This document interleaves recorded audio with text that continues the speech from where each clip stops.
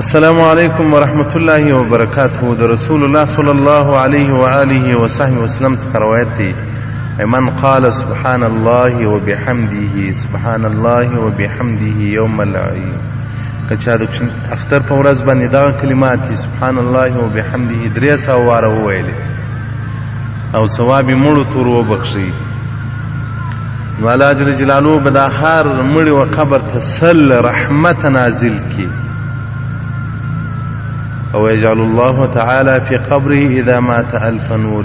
دغه څوک چې دا کلمات وایي چې دی مړ شي، الله جل جلاله به د ده و قبر ته سل رحمت سل نور ور نازل کی.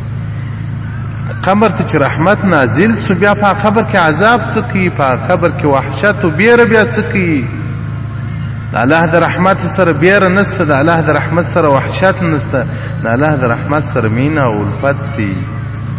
سبحان الله وبحمده سبحان الله وبحمده 300 واره خپل مړو ته روحیدیا کوي، ور بخښي او خپل قربانو ته ټول امت ته. د اختر په ورځ باندې د اختر ورځ سهار سپیدې راپورته سولې، بیا تر ماښام پورې دغه ورځ ده. مکاشفة القلوب صفحه 412 باب نمبر 116 باب فی فضل العید. نو محترمینو دغه د اختر کلمه ده، وایسته الله دې تاسو ته اجر عظیم درکړي. والسلام علیکم ورحمت الله وبرکاته.